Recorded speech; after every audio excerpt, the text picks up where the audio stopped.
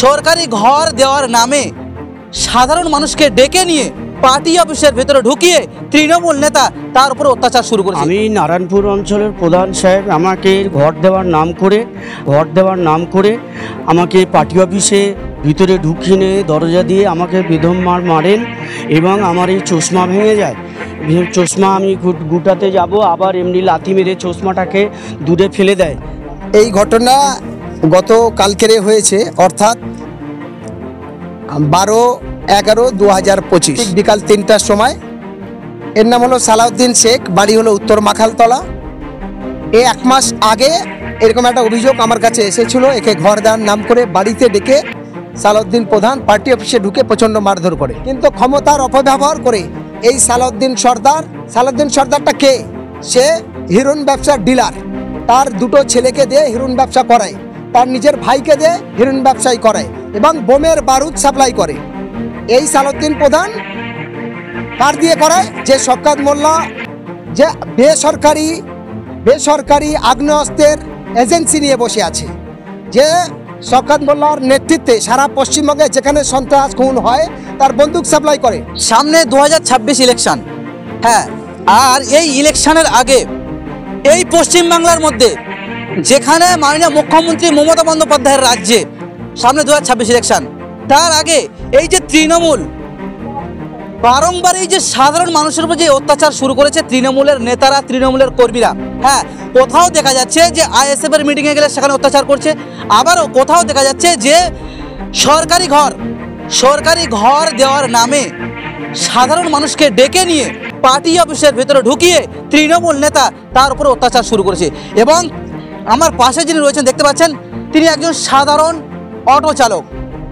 তিনি অটো চালিয়ে তিনি জীবিকা নির্বাহ করেন, কিন্তু এই যে সাধারণ মানুষ, তাকে তৃণমূলের একজন প্রধান জীবনতলা থানার অধীনে নারায়ণপুর এলাকাতে থানার বাড়ি, এবং সেখানকার যিনি প্রধান তৃণমূলের সালাউদ্দিন প্রধান, তিনি তানাকে ডেকে নিয়ে ঘর দেওয়ার নামে সেই পার্টি অফিসের ভেতরে ঢুকিয়ে তার উপর নির্মম অত্যাচার করেছে এবং তার উপরে এতটাই অত্যাচার করেছে, বাঁশ দিয়ে তাকে পিটিয়েছে, এমনটাই অভিযোগ উঠেছে এবং তিনি এমনটাই অভিযোগ তুলেছেন। তাহলে কি এই পশ্চিমবাংলার মধ্যে মাননীয় মুখ্যমন্ত্রীর রাজ্যে এই বারংবার এই যে অত্যাচার হচ্ছে সাধারণ মানুষ, তিনি কি দেখতে পাচ্ছেন না? তাহলে 26-এ যে ইলেকশন, তার আগে যে এমন ঘটনা ঘটছে, তাহলে দিন দিন সাধারণ মানুষ কিন্তু বিচার পাচ্ছে না। পুলিশের কোনো ভূমিকা নেই। আজকের পুলিশ প্রশাসনের কাছে সাধারণ জনগণ যাচ্ছে, সেখানে পুলিশ প্রশাসন কোনো ভূমিকা নিচ্ছে না। তাহলে সাধারণ জনগণ আজকের কোথায় যাবে? তিনি আমার সাথে রয়েছেন এবং তানার কি বক্তব্য, তিনি কি অভিযোগ করছেন, সরাসরি আরতি নিউজে পড়াশোনায়তন বিস্তারিত জানছে। তো আপনার সাথে কি ঘটেছিল বিস্তারিত আপনি যদি জানাতেন। আমি নারায়ণপুর অঞ্চলের প্রধান সাহেব আমাকে ঘর দেওয়ার নাম করে আমাকে পার্টি অফিসে ভিতরে ঢুকিয়ে নিয়ে দরজা দিয়ে আমাকে বেদম মারেন এবং আমার এই চশমা ভেঙে যায়। চশমা আমি গুটাতে যাব, আবার এমনি লাথি মেরে চশমাটাকে দূরে ফেলে দেয়। আমি আবার চশমাটা গুড়িয়ে আবার নিয়ে চলে আসলাম। এসে আমি আমার কর্মস্থলে চলে এলাম। তার কিছুদিন পরে আবার আমি আমার একটা ভাড়া ভাইয়ের বাড়িতে গেছিলাম। সেই ভাড়া ভাইয়ের বাড়ি থেকে আমি গতকাল 3টের সময় বাড়িতে ফিরছিলাম। সেই উদ্দেশ্যে করে নারায়ণপুর অঞ্চলের প্রধান সাহেবের যে হারমাত বাহিনীরা, তারা হারমাত বাহিনী, ওই টিএমসির হারমাত বাহিনীরা, ওরা এসে আমার বেধড়ক মারধর করে। উপরন্তু আমার পিঠির চালে যে অবস্থা করে দিয়েছে আপনারা একটু ভালো করে দেখেন। তারপরে আমার সঙ্গে আমি রাস্তায় পড়েছিলাম অজ্ঞান অবস্থায়। আমার শালা কারোর কাছে খবর পায়, তিনি এনে আমায় মুখে পানি দেয়, চোখে পানি দেয়, পানি খাই। তারপরে আমি হসপিটালে আসি। হসপিটালে এসে আমি চিকিৎসাধীন ছিলাম, প্রশাসনের দ্বারস্থ হলাম। এই সাধারণ মানুষটা নয়, আপনারা জানেন গত কিছুদিন পূর্বে শুধু আইএসএফ এর মিটিংয়ে যাওয়ার অপরাধটা নয়, একজন সাধারণ মানুষ তার গণতান্ত্রিক অধিকার, তার সে যেখানে খুশি যেতে পারে। কিন্তু এই যে তৃণমূলের প্রধান, তৃণমূলের কর্মীরা যে অত্যাচার শুরু করেছে সাধারণ মানুষের উপরে, এবং গত কিছুদিন পূর্বে একটা জেলা সম্মেলন ছিল স্টুডেন্ট ফ্রন্টের তরফ থেকে, আপনারা জানেন বেতবেড়িয়া ক্যানিং পশ্চিম বিধানসভার মধ্যে। সেখানে একজন কর্মী, তিনি তৃণমূলের কর্মী, তৃণমূলের নেতারা, তৃণমূলের কর্মীরা এতটা উগ্র সম্প্রদায়ের তারা হয়ে গেছে, এতটাই উগ্র হয়ে গিয়েছে, তারা যাকে দেখছে তার উপরে নির্মম অত্যাচার শুরু করছে। এবং সেই তৃণমূল কর্মী, সেও তৃণমূল করে, এবং যে কর্মীরা তার উপরে যে আঘাত করেছে সেও তৃণমূল করে, এবং সেই তৃণমূল কর্মী তিনি দুঃখ প্রকাশ করছেন। এই যে তৃণমূল নেতারা, তৃণমূল কর্মী বারংবার যে সাধারণ মানুষের যে অত্যাচার করছে, তারা সেই দুঃখে তারা আইএসএফে জয়েন করছেন।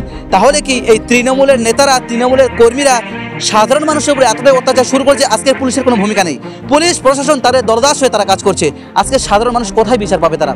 এই ঘটনা গত কালকেরে হয়েছে, অর্থাৎ 12/11/2025 ঠিক বিকাল 3টার সময়। এর নাম হলো সালাউদ্দিন শেখ, বাড়ি হলো উত্তর মাখালতলা।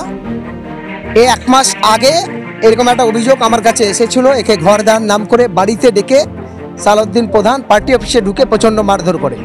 সেবারে আমি তৃণমূলের সব নেতাদেরকেও জানিয়েছিলাম, পুলিশকেও জানিয়েছিলাম, একটা বারের জন্য ছাড় হয়েছে।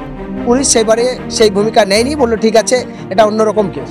আবার গতকালকে 11 তারিখে আবার যখন, এই 12 তারিখে আবার যখন সে তার আত্মীয়র বাড়ি থেকে ফিরছে, বলে পুলিশের কাছে অভিযোগ করেছিস, বলে প্রচণ্ড মারধর করে, পিঠে আঘাত, পায়ে আঘাত, এই অবস্থা চলছে। এবং বলে তুই অমুক জায়গায় গেছিস, তুমুক জায়গায় গেছিস। দেখো, মানুষ তার গণতান্ত্রিক অধিকারভাবে চলাফেরা করবে, সে তার স্বাধীনভাবে বাঁচবে, এটাই হলো গণতান্ত্রিক, এটাই হলো মানবিক। কিন্তু ক্ষমতার অপব্যবহার করে এই সালাউদ্দিন সর্দারটা কে? সে হিরোইন ব্যবসার ডিলার। তার 2টো ছেলেকে দিয়ে হিরোইন ব্যবসা করায়, তার নিজের ভাইকে দিয়ে হিরোইন ব্যবসায়ী করায় এবং বোমের বারুদ সাপ্লাই করে। এই সালাউদ্দিন প্রধান কার দিয়ে করায়? যে শওকত মোল্লা, যে বেসরকারি আগ্নেয়াস্ত্রের এজেন্সি নিয়ে বসে আছে, যে শওকত মোল্লার নেতৃত্বে সারা পশ্চিমবঙ্গে যেখানে সন্ত্রাস খুন হয় তার বন্দুক সাপ্লাই করে। যদি বলে গোয়েন্দা বিভাগ আমার সহযোগিতা চায়, আমি বলে দেবো শওকত মোল্লার কোথায় কোথায় কতগুলো বন্দুক আছে, ধরাতে 1 মিনিট সময় লাগবে না। শওকত মোল্লার এখতিয়ারে কয়েক হাজার বন্দুক, অস্ত্র ট্রেনিং দিয়ে বিভিন্ন জায়গায় নির্বাচনে কাজে লাগায়, পুলিশের ড্রেস পরে সেই সব জায়গায়। সেই শওকত মোল্লার হারমাত বাহিনী দিয়ে নারায়ণপুর এবং বাসরা, ঘুটিয়ারি বিভিন্ন জায়গায় যে শান্তিপ্রিয় এলাকা, সেটা অশান্তির বাতাবরণ তৈরি করছে, তাই বারবার মানুষের উপর আক্রমণ করছে। আমি হোসেন গাজী মানবাধিকার কর্মী হিসাবে প্রশাসনের দৃষ্টি আকর্ষণ করে বলতে চাই, নির্বাচন কমিশনের দৃষ্টি আকর্ষণ করতে বলতে চাই, অবিলম্বে সন্ত্রাসবাদী পলিটিক্যাল মস্তান, পলিটিক্যাল গুন্ডা, এই গুন্ডাদের বিরুদ্ধে প্রশাসন সঠিক ভূমিকা নিক, তাহলে বাংলার শান্তি থাকবে না, বাংলার গণতন্ত্র রক্ষা হবে না। ফলে এই গন্ডাদের বিরুদ্ধে যে কোনো মুহূর্তে আরও ভয়ঙ্করী নন্দীগ্রাম, সিঙ্গুরের মতো আবার নতুন করে আগুন জ্বলবে। কারণ এই শওকত মোল্লার বাহিনী আগে রেজ্জাক মোল্লার সঙ্গে থেকে সিপিএম থেকে সন্ত্রাস করেছে, বর্তমান তৃণমূলে এসে সেই একই রকম চেহারা তৈরি করছে। তৃণমূলের লোক পর্যন্ত ছাড় পায় না, পুলিশ পর্যন্ত ছাড় পায় না, সাধারণ মানুষ পর্যন্ত ছাড় পায় না। তাহলে মানুষ যাবে কোথায়? এটা কোন বাংলা? জবাব চাই। তাই আমরা মানবাধিকার কর্মী হিসাবে দৃষ্টি আকর্ষণ করে প্রশাসনের, বারুইপুর জেলা পুলিশ, জীবনতলা থানা, Canning SDO, SDPO, Canning CI সাহেব, ঘুটিয়ারিশ্বরী পুলিশ ফাঁড়ি অবিলম্বে দোষীদের বিরুদ্ধে গ্রেপ্তারের দাবি জানাচ্ছি আমি এবং কঠোরতম শাস্তির দাবি জানাচ্ছি।